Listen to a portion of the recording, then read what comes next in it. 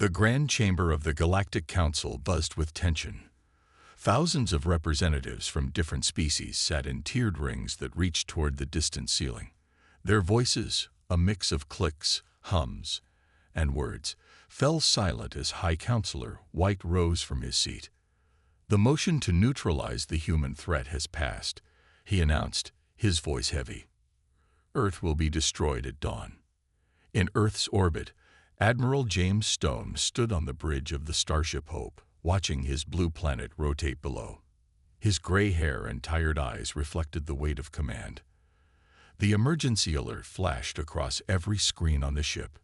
"Sir, Council warships entering the solar system," his officer reported. "Hundreds of them." Stone's hands tightened on the railing. They had known this might happen. The Council feared humanity's rapid progress, their quick mastery of space travel, their unwillingness to bow to Council authority. But knowing didn't make it easier.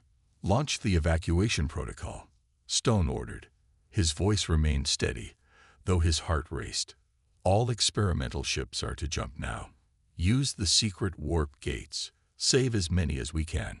Across Earth, 30 massive ships broke free from hidden underground bases. They carried the best of humanity. Scientists, soldiers, doctors, engineers, and civilians chosen by lottery. Each ship held 10,000 souls, a tiny fraction of Earth's billions. The Hope's communications officer played the Council's message throughout the ship.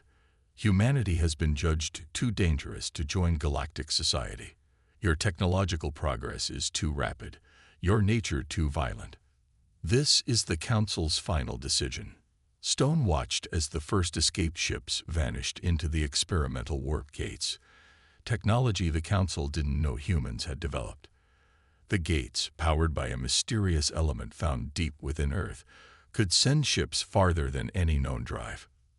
"Sir," his second-in-command spoke softly, "the Council ships are charging their planet cracker."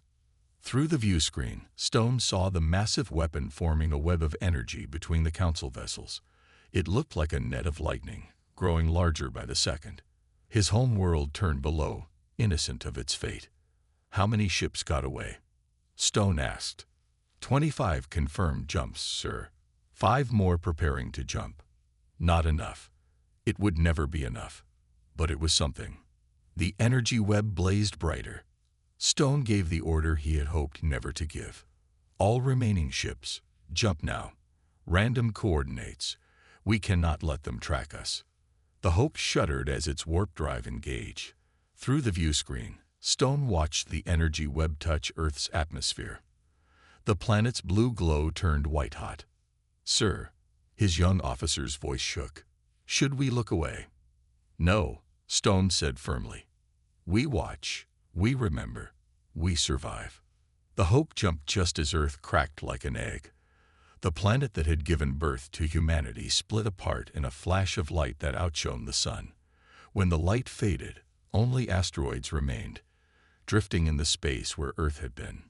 In the ship's main hall, Stone addressed the 10,000 survivors aboard the Hope. Their faces showed shock, grief, and anger. Children cried. Adults stood in stunned silence.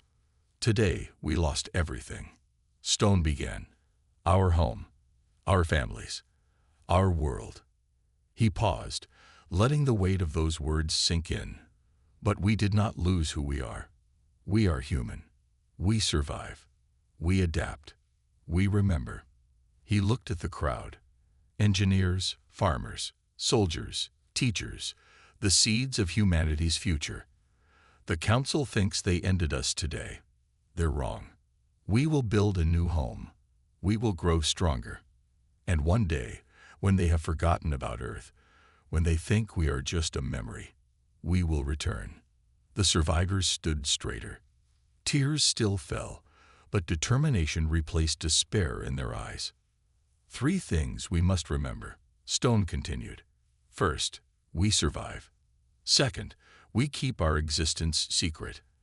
And third," his voice turned hard as steel, "we never forget what they did to Earth." The Hope sailed through unknown space, carrying the last free humans to an uncertain future. Behind them, Earth's remains cooled in the void, a grave marker for a murdered world. But it wasn't an ending. It was a beginning. The beginning of humanity's longest journey, the path to vengeance. 3,000 years passed like a slow river of time. On a planet called Haven, far beyond the edges of Council space, humanity had built more than just a colony. They had created a new civilization. Commander Anna Reed stood at the observation deck of Haven's main tower, watching the three moons rise over the evening sky. Below her, the city of New Hope spread out in elegant curves of steel and crystal, its buildings designed to blend with Haven's natural purple forests. "Commander," her assistant called from the doorway, "we found something in the old archives." Reed turned from the window. At 40, she led Haven's Historical Research Division, studying the records saved from Earth. "Show me," she said. In the archive chamber, ancient data cores hummed softly. These machines had survived the journey from Earth, passed down through generations. Reed followed her assistant to a glowing display. "We decoded more of the Council's secret messages," the assistant explained, bringing up streams of data. Messages from before Earth's destruction. Reed's eyes widened as she read. This changes everything we thought we knew." The truth lay bare in ancient text. Earth hadn't been destroyed because humans were dangerous. The Council had discovered that Earth's core contained massive deposits of elementium, the rarest and most valuable element in the galaxy, the same element that powered humanity's experimental warp gates. "They killed our world for mining rights," Reed whispered, her hands shaking with anger. She walked to another display, showing images of Haven's achievements. Their cities now used technology far beyond what Earth had known. Dark matter drives powered their ships, making them nearly invisible. Their weapons could pierce any known shield. "Get me a line to the Council," she ordered. Not the ancient council that had destroyed Earth. She needed to speak to Haven's governing body. The council chamber of Haven was different from the one that had condemned Earth. Here, 12 leaders sat around a round table, representing different aspects of their society. Light filtered through the purple leaves outside, casting gentle shadows. "Counselors," Reed began, "what I'm about to show you will change our plans." For 3,000 years, humanity had built and prepared, knowing they would one day return to council space, but they had thought they were avenging a death sentence passed out of fear. This was different. This was cold-blooded murder for profit. Reed played the decoded messages. The chamber fell silent as the truth of their ancestors' fate became clear.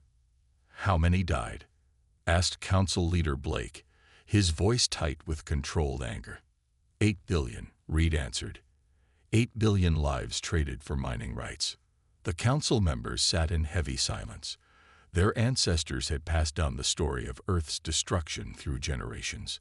They had built Haven into a powerhouse, developing technologies the old council couldn't imagine. Every child learned that someday they would return and face their ancient enemy. "Show them our current strength," Blake ordered. Reed activated the room's holographic display. Above the table, images appeared. Vast shipyards hidden in Haven's asteroid belt, building vessels that could slit through space undetected. Training grounds where soldiers learned to use technology that would seem like magic to the council. Cities where humans had grown stronger, smarter, more advanced. "We're ready," Reed said. "We've been ready for a long time. But now we know the full truth of what we're avenging." Blake stood, looking at each council member in turn. 3,000 years ago, humanity numbered in the billions. They'd reduced us to thousands. But look at us now. The display showed Haven's population. 50 million humans, all descended from those who escaped Earth. 50 million who had never forgotten their origins. The old council thought they could destroy us and mine our world's bones for profit. Blake continued. They didn't realize what they were creating. Every human born on Haven has grown up knowing we would someday return, not just for revenge, for justice. Reed looked out at the purple forests of Haven. This beautiful world had given humanity a second chance, but it wasn't Earth. It never would be. Send the order, Blake commanded. Operation Ghost Fleet begins now. Across Haven's shipyards, lights began to shine. Humanity was done hiding. The time had come to show the galaxy that destroying Earth had been the Council's greatest mistake. The hunt would begin. Fleet Admiral Thomas Blake stood on the bridge of the HSS Vengeance, his dark eyes fixed on the main screen. His ship, along with 50 others, hung invisible in space. Their dark matter drives hummed silently, making them ghosts among the stars. Target in range, his tactical officer reported. Council patrol fleet approaching. Blake nodded. This would be humanity's first contact with Council forces in 3,000 years. The patrol consisted of 5 ships, standard Council design, unchanged after all this time. They had grown lazy, comfortable in their power. All ships maintain Ghost Protocol. Blake ordered through the fleet channel. Let them pass through us first. The Council ships moved slowly through space, their crews unaware they were surrounded. Blake watched them pass directly through his battle group, their sensors detecting nothing. The dark matter technology didn't just hide human ships, it let them exist partially out of normal space.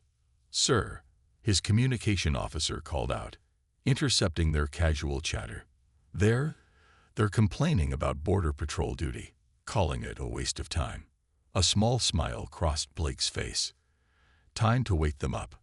All ships, attack pattern Alpha, weapons free."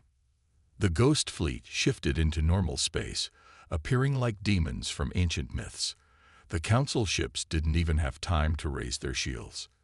The Vengeance fired first. Beams of concentrated dark energy sliced through the Lid Council ship, cutting it in half. The other human ships struck simultaneously, their weapons passing through Council shields as if they weren't there. "Sir, they're trying to send a distress signal," the comm officer reported.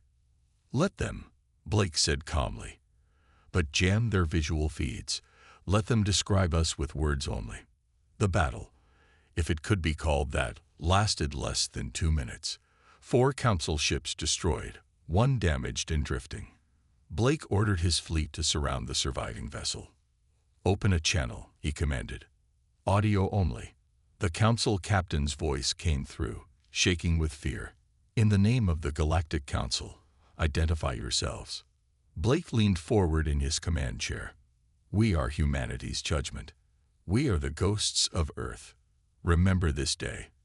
Remember that you were helpless against us. The message to your council should be clear. Your time of comfortable rule is over." He cut the transmission and turned to his tactical officer. "Disable their engines but leave life support intact. I want them to drift here until rescue comes. Let them tell stories about the ships that appeared from nowhere." The Ghost Fleet vanished again, leaving the damaged Council ship alone with its dead. Their first strike was complete. Days later, in the Council's central chamber on their capital world, reports of the incident caused chaos. "Impossible," one Council member shouted. "No ships can appear and disappear at will." "The patrol's survivors are clear," another argued. "They were surrounded by ships that came from nowhere, weapons that ignored our best shields." "Ghost stories," a third scoffed. "Some local pirates with cloaking devices, nothing more." But in private chambers, the older Council members felt a chill. They remembered stories passed down through generations, warnings about the species they had tried to erase. On the Vengeance, Blake reviewed the battle data with his officers. "The Council hasn't improved their technology much in 3,000 years, he noted. "They had no reason to. No one challenged them. Their weapons couldn't even detect us properly," his tactical officer added. "The dark matter drive makes us practically invincible." Blake stood and walked to the window, watching his fleet move through space like shadows. "We're not invincible," he corrected. "We're patient, we're precise, and we're going to dismantle their empire piece by piece." He turned to his crew, seeing the same controlled anger in their eyes that he felt. 3,000 years ago, they shattered our world. Now we'll shatter their power, their confidence, and their control. Not with brute force, but with fear. "Send the order to all ships," he commanded. Begin Phase 2. Target their supply lines, their trade routes, their communication hubs. Let them feel what it's like to lose everything, piece by piece. The Ghost Fleet split up, each ship heading to its assigned target. In the darkness of space, humanity's vengeance was just beginning. The Council would soon learn that the ghosts of Earth had returned, and these ghosts had not forgotten. Intelligence Director Mark Wells moved through the crowded streets of the Council's trade city, looking like any other merchant. 3,000 years of genetic engineering had given humans the ability to alter their appearance. Right now, his skin had the blue tint of a common trading species. Target location ahead, whispered the tiny comm device in his ear. His team was spread throughout the city, each member looking like a different alien species. Wells entered a busy bar, the kind where information flowed as freely as drinks. He'd spent months building his cover as a simple trader. Tonight would make it all worth it. The Council tax collectors took everything. A creature with scaled skin complained at the bar. Third time this year. Wells listened carefully while pretending to drink. Around him, other aliens nodded in agreement. He heard the same story everywhere. The Council had grown greedy and cruel over the centuries. Director, the voice in his ear spoke again. Team 2 reports success. They've accessed the Council's deep archives. Wells smiled behind his drink. Across the galaxy, human agents were infiltrating every level of Council society. Some posed as servants, others as merchants. A few even managed to become advisors to Council members. In his private room that night, Wells reviewed the data his team had stolen. The Council's corruption went deeper than they'd imagined. The strong bullied the weak. Rich worlds thrived while poor ones starved. The Council members lived in luxury while raising taxes on everyone else. Send this to Haven, he ordered. Commander Reed needs to see this. The next day, Wells walked through the city's poor district. Here, different alien species lived together, all of them suffering under Council rule. He stopped to help a small creature pick up dropped food packets. Thank you, it said in a quiet voice. The Council guards would have just walked past. Things weren't always this way, Wells replied carefully. I've heard stories of better times, before the Council became so powerful. The creature's eyes widened. My grandmother used to tell such stories. About Earth. Wells froze for a second, then recovered. Earth? I thought that was just a legend. No, the creature whispered. It was real. The Council destroyed it long ago. Some say they feared its people. Others say they wanted its resources. But all agree, the Council showed its true nature that day. Walking back to his hideout, Wells activated his secure channel to Haven. Command, are you receiving? Go ahead, Director, Reed's voice came through. The Council's not just corrupt, they're vulnerable. Many species remember Earth. They pass the story down, not as history, but as a warning about the Council's cruelty. On Haven, Commander Reed studied the reports flooding in from infiltrators across Council space. Wells's team had found something unexpected, potential allies. Your next orders, she told Wells. Start making contacts. Carefully. Find those who might support a change in power, but don't reveal who we are. Not yet. Wells spent the next weeks meeting secret leaders of various species. In hidden rooms and quiet corners, he heard their complaints, their fears, and their hopes. The Council takes more every year, one leader said. They ignore our requests for aid, said another. They threaten our worlds if we protest, a third added. Wells reported each meeting to Haven. The Council's empire was like a massive building with a rotten foundation. One strong push might bring it all down. In his final message of the day, Wells smiled as he spoke to Commander Reed. It's better than we hoped. We don't need to fight the whole galaxy. Most of them are waiting for someone to stand up to the Council. They just need a ghost story to believe in. Reed's voice carried equal satisfaction. Then let's give them one. Proceed with Phase 3. The Ghost Fleet will strike harder now, and when these species hear about Council ships disappearing, they'll know change is coming, Wells finished, and they'll be ready to choose sides. He looked out his window at the Council city. Soon, very soon, all these beings would learn that humanity had returned. But first, they would learn to hope for the Council's fall. The infiltration had succeeded beyond their dreams. The next phase could begin. Admiral Blake stood before the massive holographic map in the Vengeance's command center. Dozens of red lines showed Council supply routes. Green dots marked their space stations. Blue marks indicated their military bases. "Begin Operation Thunderstrike," he ordered. "All Ghost Fleet units, execute your orders." Across Council space, human ships appeared from nowhere. They struck like lightning, precise and deadly. At the Centauri Trade Hub, the Council's largest supply station, 3 ghost ships materialized inside the defense perimeter. Their dark matter weapons cut through the station's shields like paper. Supply ships tried to flee but found their engines wouldn't respond. Human tech had already disabled them. "This is Ghost Fleet to all merchant vessels," the human captain broadcast. "Remain calm. We are not here for you. Only Council property will be destroyed today."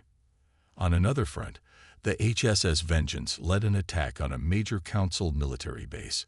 Their ships appeared inside the base's defensive ring, their dark matter drives letting them phase through solid matter. "Sir," Blake's tactical officer reported, "Council ships launching. 30. No, 40 vessels." Blake watched calmly as the Council fleet formed up. "Let them come. Standard Ghost protocol." The Council ships fired their weapons. Energy beams and plasma torpedoes passed harmlessly through the human vessels, which existed partially out of normal space. The Council commanders watched in horror as their most powerful weapons had no effect. "Return fire," Blake ordered. "Target their engines and weapons only. No unnecessary deaths today." The Ghost Fleet's weapons struck with surgical precision. Council ships drifted helpless in space, their crews alive but powerless to act. At the same time, smaller human strike teams hid Council supply lines. Cargo ships carrying military supplies found their cargo holds empty, the containers somehow removed while in flight. Fuel tankers arrived at their destinations mysteriously drained.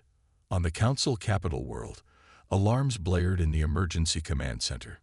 Reports coming in from all sectors. A Council commander shouted, "Simultaneous attacks on 12 major installations." "Who are they?" demanded a Council member. "How can they appear and disappear at will?" "The ghost ships," someone whispered. "The ones from the Border Patrol incident. They're real." In his command chair, Blake received updates from all attack groups. Everything was proceeding according to plan. The Council's military power was being systematically dismantled, piece by piece. "Sir," his communications officer called out, intercepting Council emergency broadcasts. They're panicking." Blake allowed himself a small smile. "Good. Patch me through to all Council frequencies."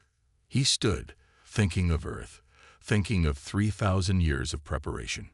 When he spoke, his voice carried across Council space. "Attention Council forces. You once destroyed our world, thinking it would end us. Instead, you made us stronger. We are humanity's judgment.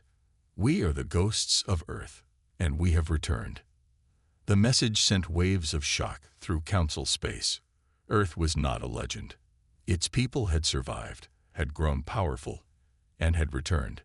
Final phase, Blake ordered his fleet. Target their command centers. The Ghost Fleet struck the Council's military headquarters next. Buildings that had stood for thousands of years were disabled, their power cut, their communications silenced. The mighty Council military found itself blind, deaf, and powerless. In Haven's command center, Commander Reed watched the operation unfold. "Status report." Her officer smiled. "Complete success, Commander. 80% of Council military capability neutralized. Their supply lines are in chaos. Their commanders can't coordinate responses." And civilian casualties? Zero confirmed, ma'am. The Ghost Fleet followed protocols perfectly. Only military targets engage. Reed nodded with satisfaction. This was humanity's way now. Precise, controlled, effective. They weren't here for revenge alone. They were here to show the galaxy a better way. On the Vengeance, Blake received the final reports. Phase 5 was complete. The Council's military power was broken, their supply lines cut, their command structure in chaos. Send word to Director Wells, he ordered. Tell our infiltration teams. Phase 6 begins now. It's time to let our allies know who really saved them today. The Ghost Fleet vanished again, leaving disabled Council ships and stations in their wake. The message was clear. Humanity had returned, and they were unstoppable. The Council's grip on power had just been shattered. The revolution could begin. The news spread through Council space like wildfire.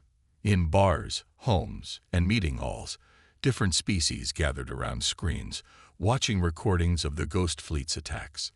They saw Council warships helpless, supply lines cut, and military bases disabled, all without a single civilian casualty.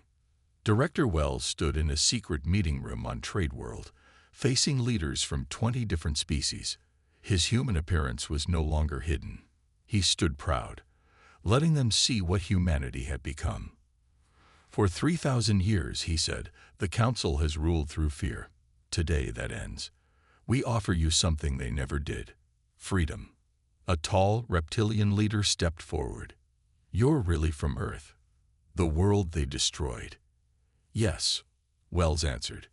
We return not just for revenge, but to free everyone from Council control. Join us. Together, we build a better galaxy. One by one, worlds began to rebel. The Council's grip was already broken by the Ghost Fleet's strikes. Now, their entire empire started to crumble. On the trading planet Nexus, crowds tore down Council symbols. Police tried to stop them, but found their weapons wouldn't work. Human technology had quietly disabled them days ago. 3 ships approaching. Someone shouted in panic. Everyone expected Council warships, coming to punish them. Instead, 3 Ghost Fleet vessels appeared, their dark matter drives humming. They broadcast a simple message. The people of Earth stand with you. You are under our protection now. The crowds cheered. Similar scenes play out across dozens of worlds. Commander Reed coordinated from Haven's command center, watching as more systems declared independence every hour.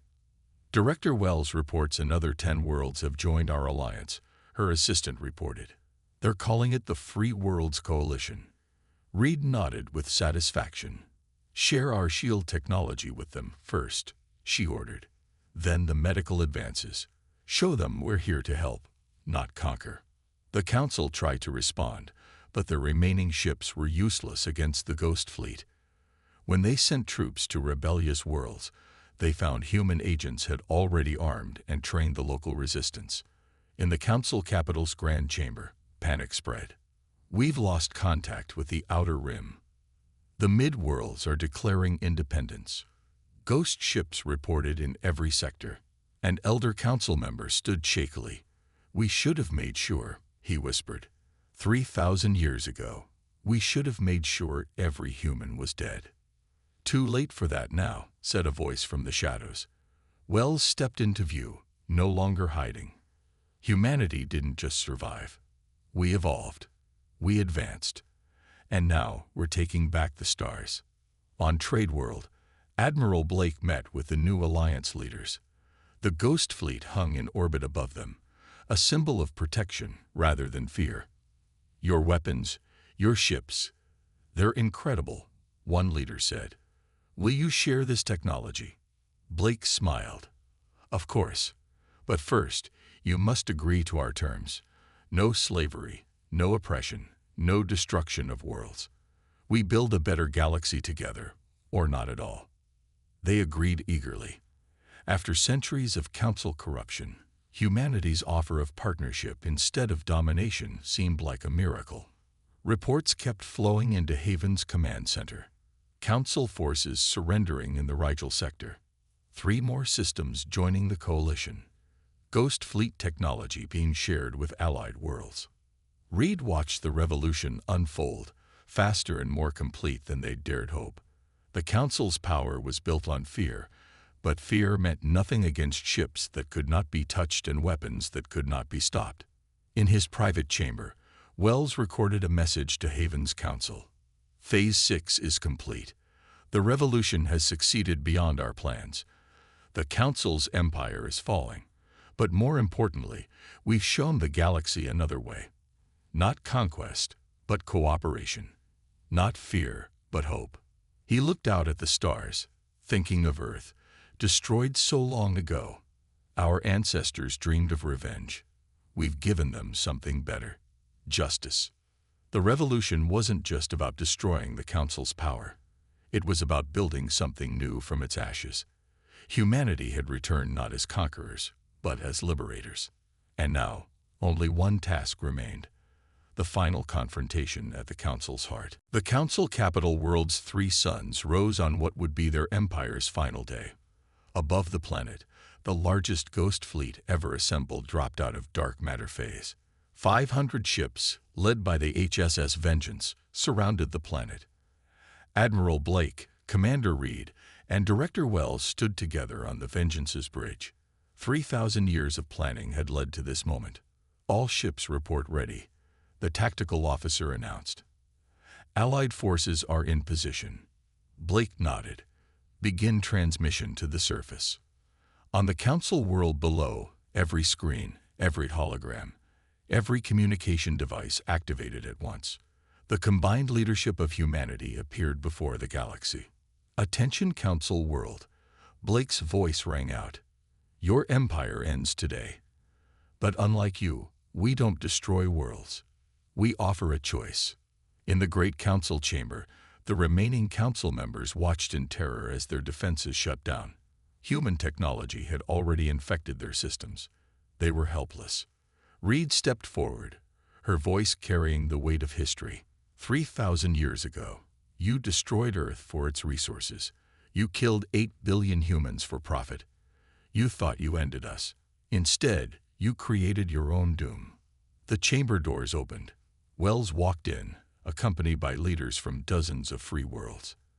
The Council members found themselves surrounded by those they had once ruled. The galaxy knows the truth now, Wells announced. About Earth, about your corruption, about everything. Above the planet, the Ghost Fleet's dark matter drives hummed in perfect sync.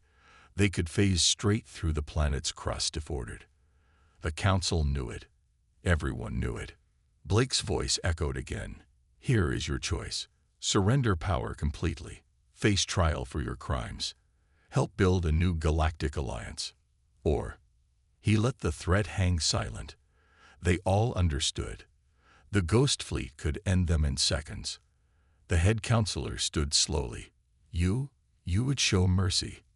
After what we did to Earth. We're not you, Reed answered simply. We don't destroy worlds. We build them. One by one, the Council members surrendered.